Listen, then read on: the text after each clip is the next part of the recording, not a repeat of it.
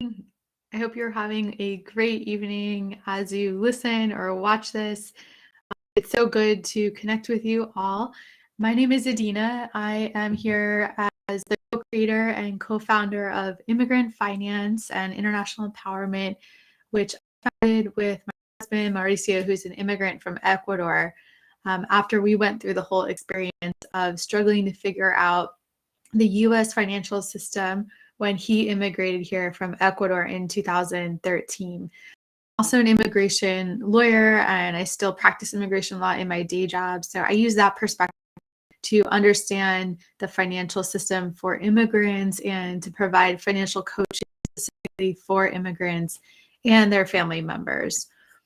Today I'm going to be talking about the topic of how to overcome emotions that get in the way of your finances, that can really hold you back from where you want to be going. And before I jump in, I was just reading an article I saw. It was really inspiring about someone's story. I wanted to read part of it to you all before I jump in. This is an article that just popped up on my feed from businessinsider.com. It's called 4 Tactics a Software Engineer Used to Go from $200,000 in student loan debt to a millionaire by 29. And I'm going to read part of what allowed him to have that success that really has to do with mindset and overcoming those emotions that can get in the way when it comes to your finances. So I thought it was a good topic for us. And the art about the man whose story is being shared in this article. It says, for Clara C.G. McClown, reaching a certain level of financial security, having a really good pair of headphones. It blocks out the noise of everyday actions, bills, debts, work, and then focus on the ideas that he wants to bring to life. And then it quotes him saying, I feel like financial freedom was the only way that I could ever be myself. The software engineer told Insider, if I can achieve financial freedom, I know that I can be undistracted when trying to contribute my best skills to the world. I loved reading that. It was very moving, I think. It's such a great way to think about really the work that has to go into building wealth when it comes to your emotions and your mindset and letting yourself be able to go for what you want and not be held back. And you know, when he speaks about how financial freedom allows him to focus on the ideas that he really wants to bring to life and the way he really be himself basically and be able to contribute to the world, it's such a good reminder of how money problems can make us too focused on ourselves, and it can also hold us back from our potential. So when we talk about building wealth and money, I don't do this work for like materialistic reasons. It's for the power it gives you. It's for the ability for people to reach their potential and contribute what they're meant to contribute to this world and put themselves and their families in the best positions possible to be enjoying their life, to, like he says, you know, not have everyday distractions of bills, debt, and work. We've been there when we've been there when we're in bills and debt and overworking and getting underpaid. It is a very difficult life to be living, and it's very difficult to be creative and think beyond that situation when you're stuck there. Because it's hard. That life is hard, and it can really become all-consuming. So when I talk about in this lesson of how to overcome emotions and why it's important, that's what I'm talking about here. He summed it up really well. It's about being able to basically get over your own shit and get over the stuff, the excuses and the things getting in the way of you being who you want to be and you having a life that you're meant to have and that you deserve to have. So that's my opening for this topic. I hope that is the context that I will be going into further, but basically emotions are like the most important underlying force when it comes to money and being able to grow as a person and reach your potential. So let's talk about it a little bit more.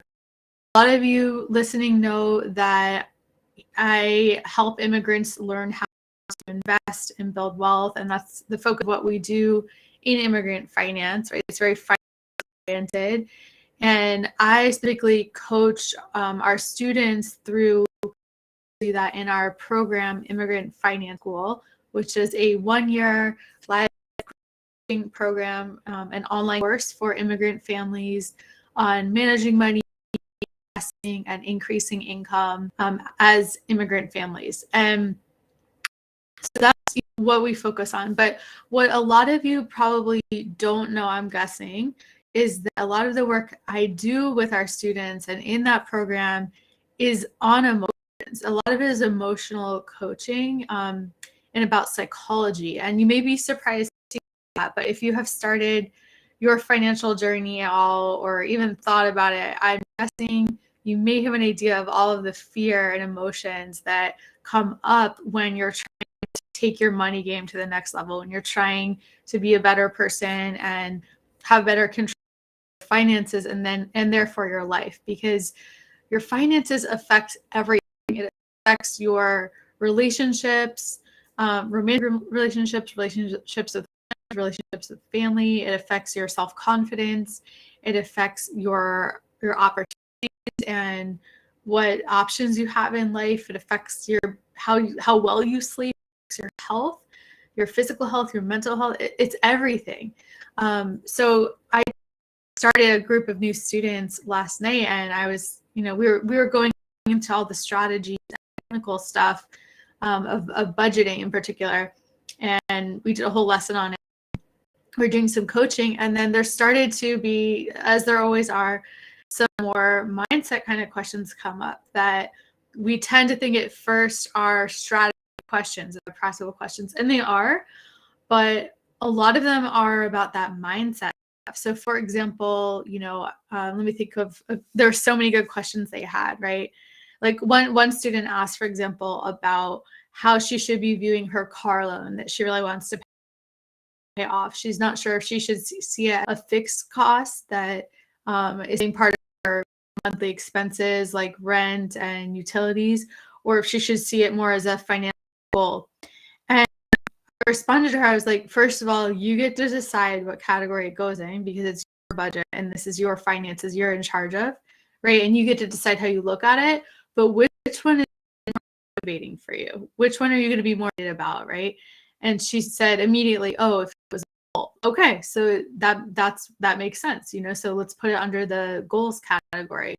And it changes how you approach paying off that debt, right? If you're seeing it as a goal you want to hit, that once you be able to go on to the next goal and then start putting that money investing, right, or to buy a home or something like that, instead of seeing it as this thing.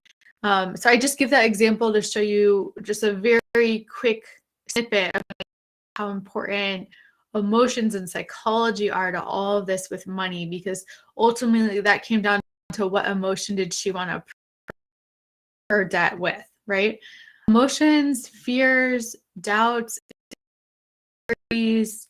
loss of self, loss of belief in one's potential, all things that are very strong factors when it comes to building wealth. I would argue just as important, if not far more important than technical strategies and the math and the numbers of finance.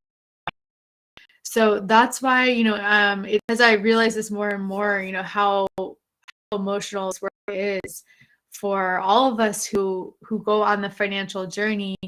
I realize it's really important for me to start talking about emotions more with our larger community here on the podcast, on the Facebook group, on YouTube, all the places, and to share a little bit more about this, because it's been something very obvious with our coaching students that we spend a lot of time on, but I don't think enough people are talking more publicly about how emotional finances are and what are some actual tangible strategies you can do to overcome those emotions that are getting in the way so that you can keep going forward with your financial goals.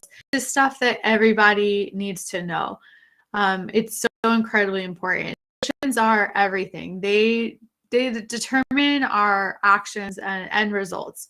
And so much of money is emotional.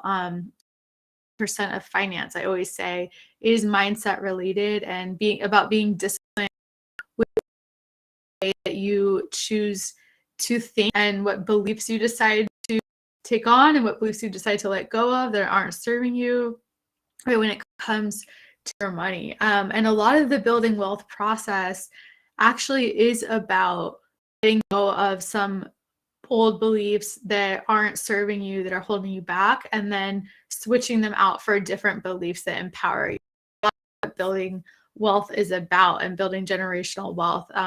When you do that work, difficult work, that's when money starts to come. That's when opportunities start to come. Because you open up and you start to see them more, and you think differently about what's possible for you and your options, and you ask different questions, and then different answers come from it, and you're able to make more smart decisions, for example.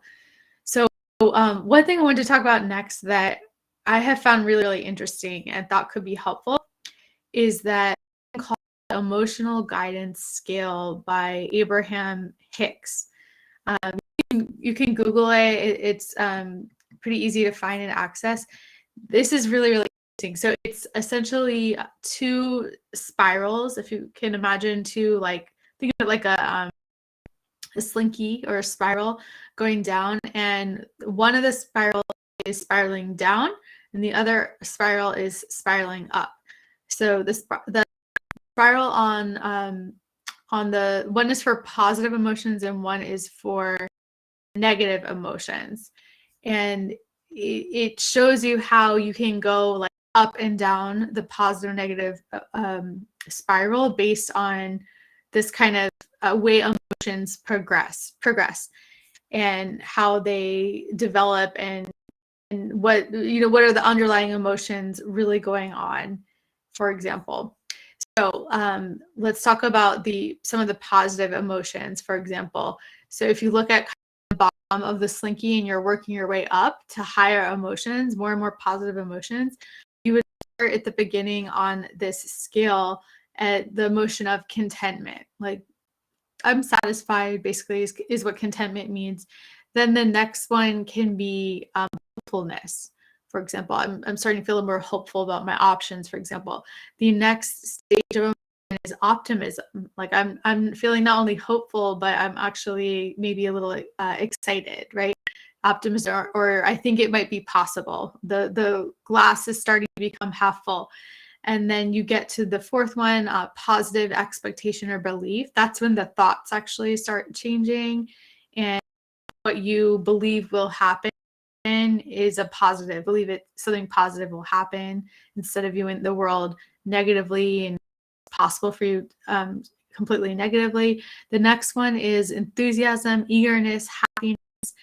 So starting to get into some really strong positive emotions that you want to be able to have and enjoy. And then there's passion. Passion is, that's something that's so important to all of us as human beings.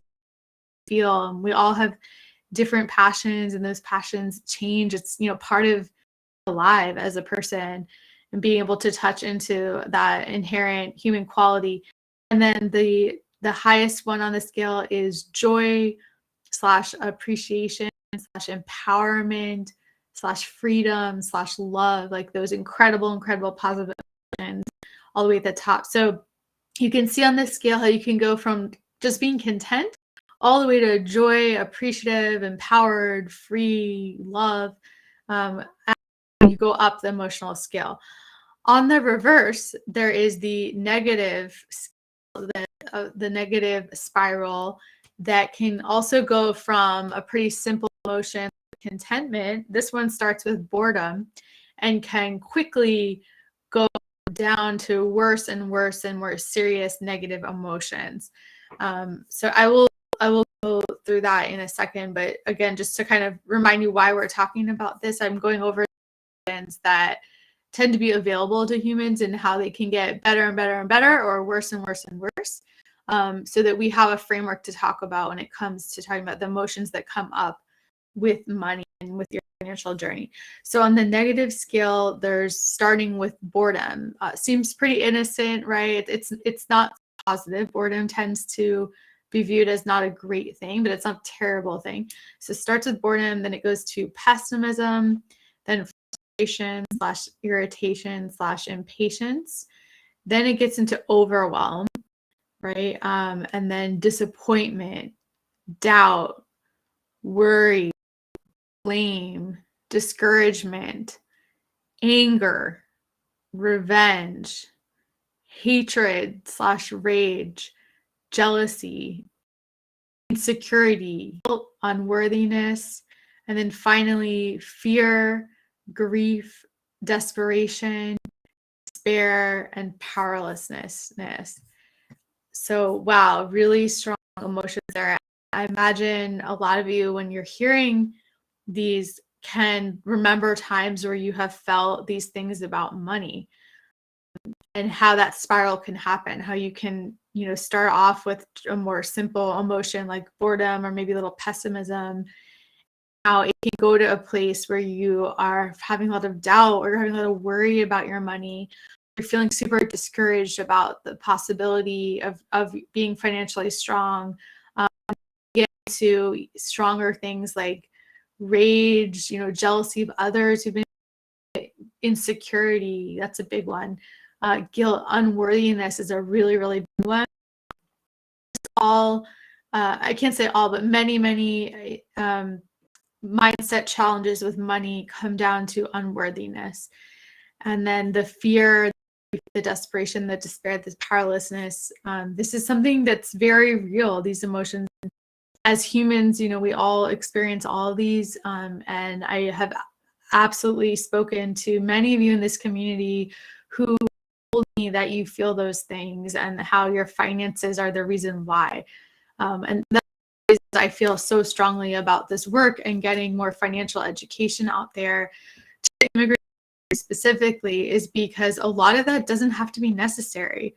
A lot of those experiences with money can be improved through having a financial plan, through having a pathway to go on, actually start reaching your financial goals and to be doing something for your future and building your investments and, building your ability to make more money, things like that. So that's the emotional guidance skill from Abraham Hicks. And there's a lot I would add to that.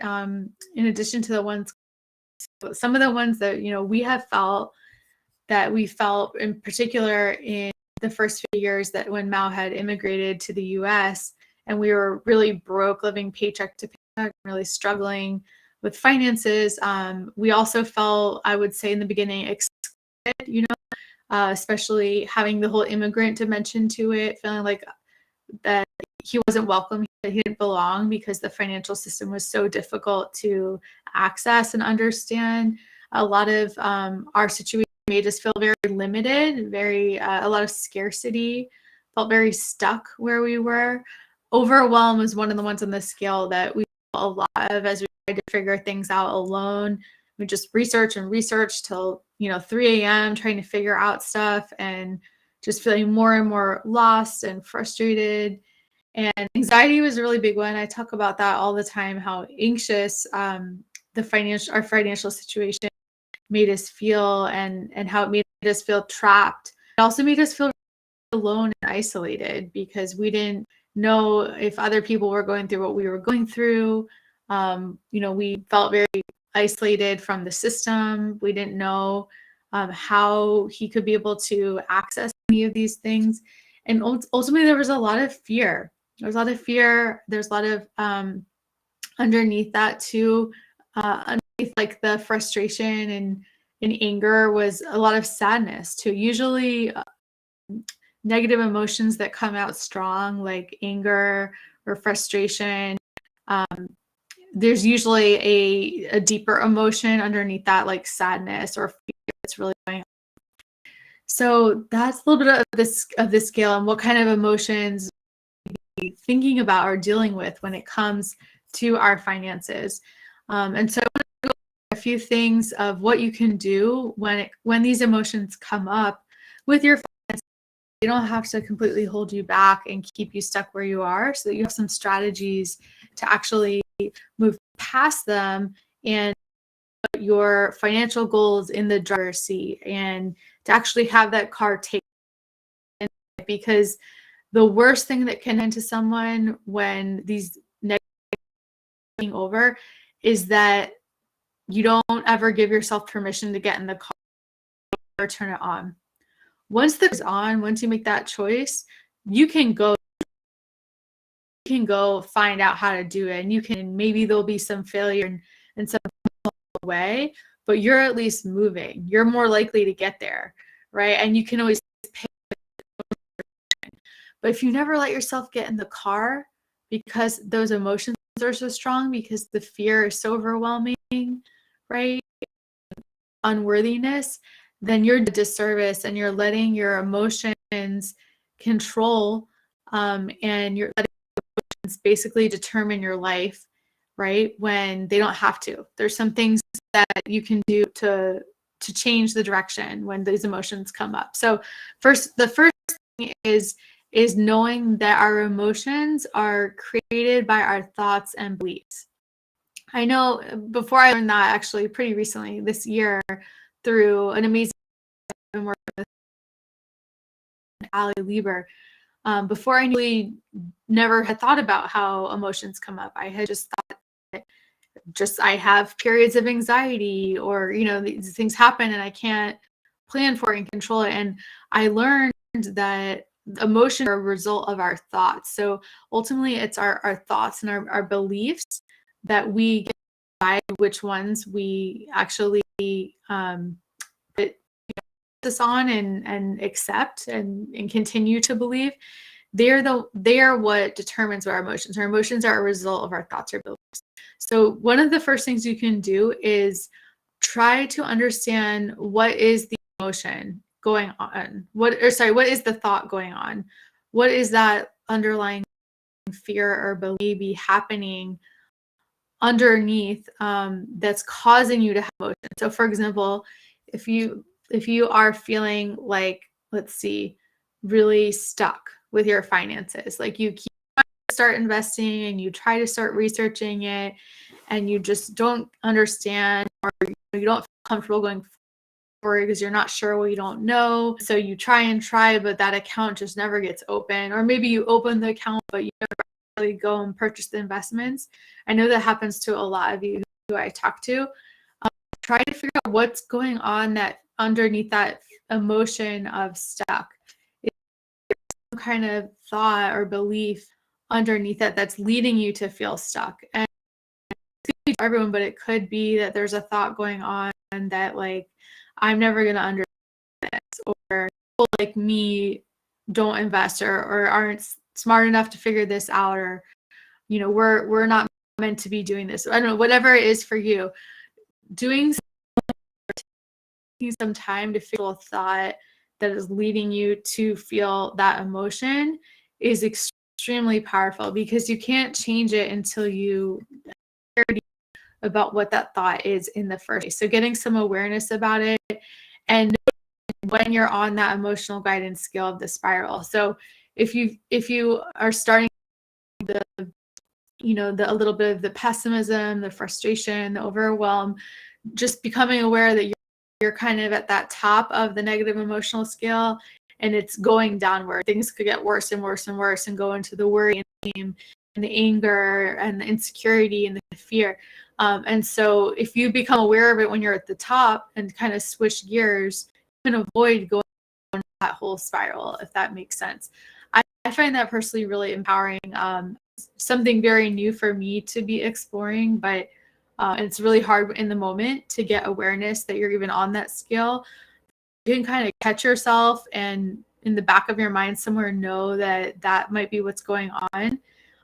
Then the next step I want to recommend, which is to start to have a conversation with that emotion, with that fear or whatever's coming up, and figure out what's really going on. Because a lot of time it's like an irrational thought. Our brains have hundreds and hundreds of thoughts a day.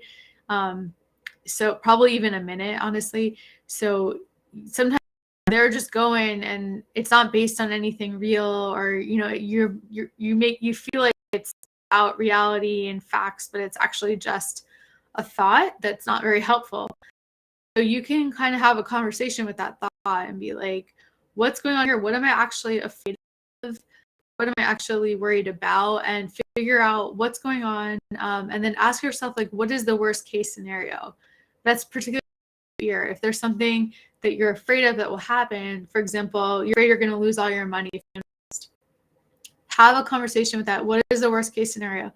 Okay, the worst case scenario is that I get started investing and the market goes down and the value goes down from what I invested. And so in that moment, I have lost money. Okay, that's a possibility. What would happen if if that happened? You can then ask better questions, like, well, I have extra emergency things, I would still be able to eat. Or, this is actually extra money I was investing for the future. So if I lose it, at this moment, I'll still be okay. I'll still be standing. I'll still be able to have a roof over my head. Or you could say, as you get more knowledgeable about investing, actually that fear can really start to reduce, because you'll learn that with investing, the market is constantly going up and down and up and down and up and down in the short term. And that's actually normal and expected. And what we're really focused on in terms of investing to build wealth is long-term investing, where over time, the value of your investments up and up over time. We're talking over 10 years, 20 years, 30 years. And the short-term drops don't matter so much, because over the past 100 years, the total stock market in the US has historically grown at an average rate of 7 to 12%, which is extremely high and hard to beat. So when you start to ask those questions and have like a more of a reality check, you can start to realize that maybe it's not as bad as I thought. Maybe my using all my money is actually because I'm doing long, where it's going to go up over time on average. And it's okay if in the short term it goes at some point if there's a recession or something. So I hope that's a helpful example of like how looking at what's actually going on and what the worst case scenario could be can sort of walk you through that emotional fear taking over and start to have some more logic to it. The next thing you can do is to get some space from emotion, from the negative limiting thought that is coming up. When it's dominating and really taking over, let's say at the moment it is doubt. You're having very, very strong doubt about your ability to improve your finances, or whether it's going to work for you, or whether you'll be able to stick to your plan and trust yourself, right? If that's really coming up for you, just take a pause and just get a little space from that negative thought that's taking over. Don't let yourself go all the way down the slinky of the emotional guidance to like when it gets to the worst of the worst emotions. So you can just take a pause and do something that you feel that gives you a quick reset. So for example, this is something I was talking with our business coaching students about the other day. We were doing a business mindset lesson together in our coaching on Sunday. And we were talking about this when the doubts come up in your business. And I was telling them how something you can do is like, think of what is that number one thing that makes you just feel really, really good no matter what's going on, that you can always go back to. Usually people tend to have something that comes to mind when you hear that. Just something that can help you just feel a little better, that's sort of a comfort or just lifts your mood up. Here are some examples to inspire you, hopefully, if you're not sure what it is for you. So it could be putting on music you love and dancing. It could be going on a hike or it could be taking a bath and having a glass of wine. I know that's something that always makes me feel happier, right? For some people, it's like getting in a car and driving really fast. Could be forcing to smile for a full minute, even if you don't feel like it. It could be going into motion somehow. So going on a walk and listening to a podcast, walking the dog, right? Walking with your child. It could be speaking to a close friend, or spending the night laughing with people who make you laugh, right? Or going to comedy shows, something like that. So whatever it is for you, know what your one thing is, and you can start actually using that as what your go-to when a negative emotion comes up about your finances, when you're feeling really scared or really like not sure of yourself or overwhelmed. Go do your one thing and just pause for a minute and just take that reset. And then after that, when you've had a chance to step aside the emotion, you can come back to it and ask if that thought is actually serving you. So look at that thought that has come and caused this emotion, and ask, is that really true? Like, is this actually a real thing? Or might there be some other options here? Or is there a different thought available that may actually serve me better, right? So just kind of consider what different thoughts might be available, and try them on potentially.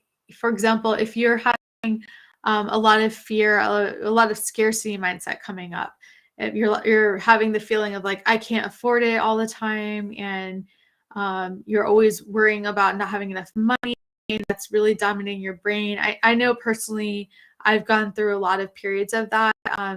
That's that both Mao and I have from our experience that continues to come up, that we always have to work on. So you can think of what would be an opposite thought that would serve you more. So for example, instead of like the thought, I'm not going to have enough, you could instead choose to take on a thought of like, I am abundantly supported. Like, I am supported. I'm going to be okay. The money is going to show up, and I'm going to continue to be safe and supported, right? And like, that's a very different emotion to come from, a different different way of thinking to come from with your finances, that can give you a chance to step back and get off of that negative emotional roller coaster. The last piece of this is just really understanding your worth. There's a saying that your worth is your net worth. And we talked about in the beginning how much your money, can relate to your self-worth and different areas of your life and your emotions. And so it tends to be that the more you work on your self-worth and really valuing yourself, you tend to have your finances start improving, and you tend to start building more wealth. That's common pattern for people. And there's a lot of reasons. I mean, we could do a whole episode on that. But, basically, if you're, for example, if you're feeling like more accepted, you're deserving of being wealthy, right?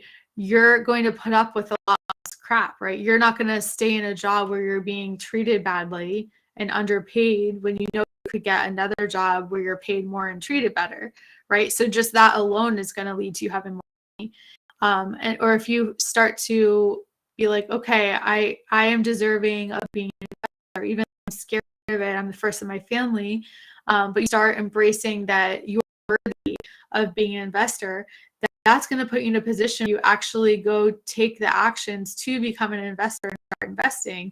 And then once you start, if you're doing it smartly and getting good advice about investing, you're going to have your net worth start growing, because that's the whole point of investing, is to be wealth and for your money to be making money through what's called interest. So those are just some examples of how when you start to improve your self-worth and really do that hard, difficult work of learning to embrace your worthiness, that's a way to really be improving your finances. It's going to lead to building more wealth. Also think about how much money you make and how the wealth that you build is really a direct correlation, a direct result of which of those two spirals, which of the two skills, the positive and the negative, that you are being intentional about staying in, or that you choose to live in. So when you're not being intentional, it's so easy to be in the negative one all the time, because it's stressful, right? And there's a lot of fighting in families that happens about money. There's a lot of pressure and all of that. So if you were to be more intentional and really focus on directing your thoughts to thoughts that are going to be positive and help you stay in that positive emotional scale and try to stay in that place, you're going to be in a much better financial situation as well, because you won't be bogged down by all those negative emotions holding you back that keep you where you are and keep you, going to anger and fear and frustration. Instead, you can just use that energy going to set up your financial plan and going to start budgeting and going and opening your investment accounts and going and opening your credit cards. Like, there's a million other things you could be using with that time and energy when you're not spending it on negative emotions that will take your finances to the next level. So the most important here is to not let your fears and negative emotions control you and determine your financial situation and financial future.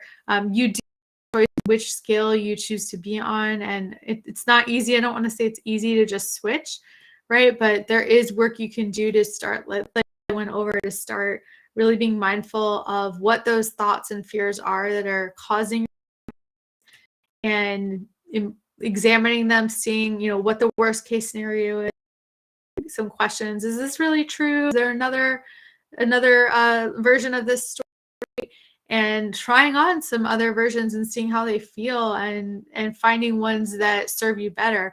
All of that kind of work can help you more on the positive emotional scale.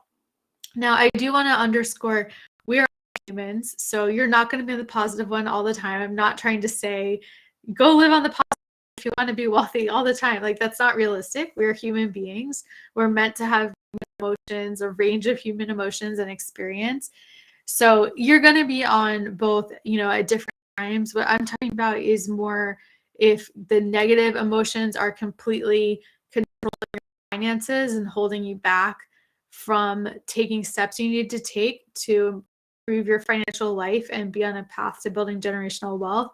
These are some strategies you can try to start to get off of that negative scale a little bit, like all the time, or you're not letting it deter the future.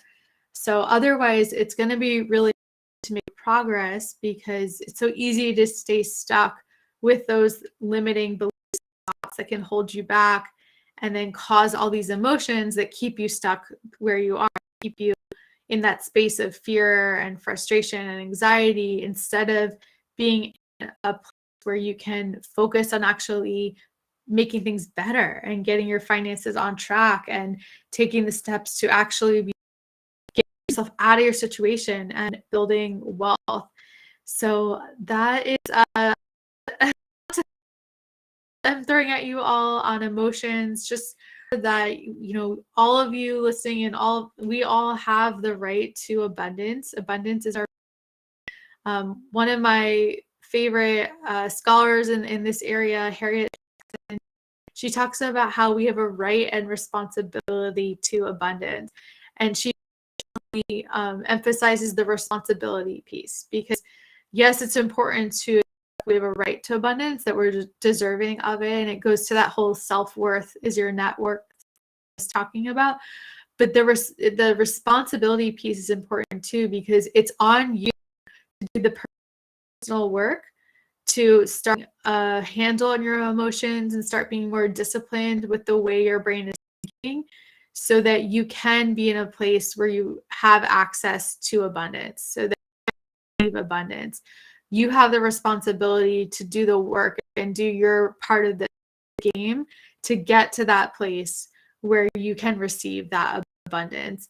And I believe that everyone has a right to abundance, and everyone is here with a purpose, has something that they meant to contribute to this world, that they will be, valued for, and that money will flow from, because money is just a symbol of value. So it's really just a matter of getting to a place where you can put yourself in a position by taking the responsibility for your abundance and doing this work and doing the work of getting more familiar with your emotions that are affecting your finances and holding you back, and choosing some different emotions so that you don't have to be stuck on that negative emotional. So do everything you can to start implementing some of this that we've covered today, and to put yourself in a position where your emotions don't have to back all the time from your finances. It doesn't mean that it will be, that it'll be easy and that you don't have to deal with any challenges. Like at every level of your finances, you're going to have emotional challenges come up. You're going to have fears dominate. It's completely normal. We're human. But again, it's all about not letting them keep you completely stuck so that you can move to your potential and to your abundance and what you deserve to have. So this was helpful.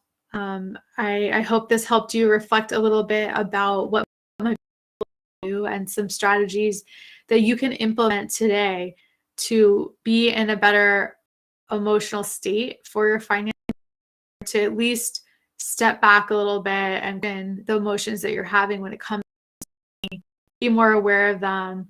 Eventually one day choose thoughts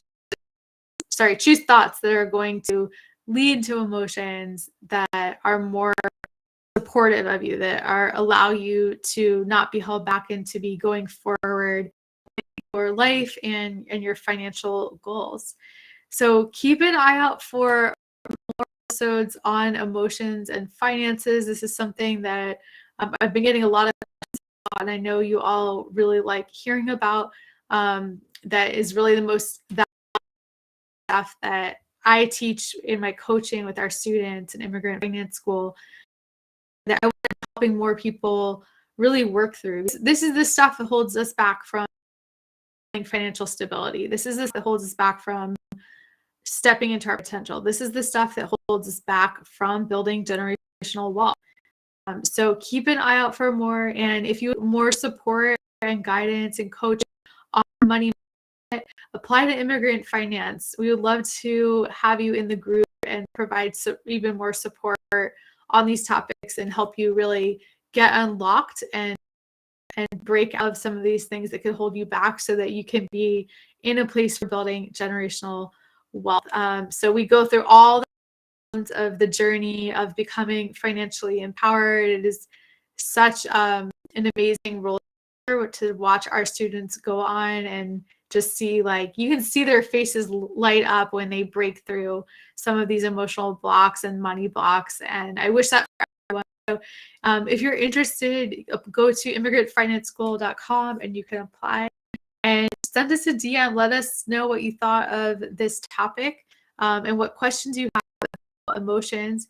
If you're listening in the Facebook group, please go ahead and comment below what your reactions are to this talk so that we can make sure we're providing the best support and answering your questions. And if you listen to us on the podcast on iTunes, we would be so incredibly grateful if you would be willing to just jot down a quick review. It would really help a lot so that we can reach more people and help more people in the immigrant community. The algorithm with the reviews really do matter. So thanks for considering, and I hope you have a great rest of your day. Take care.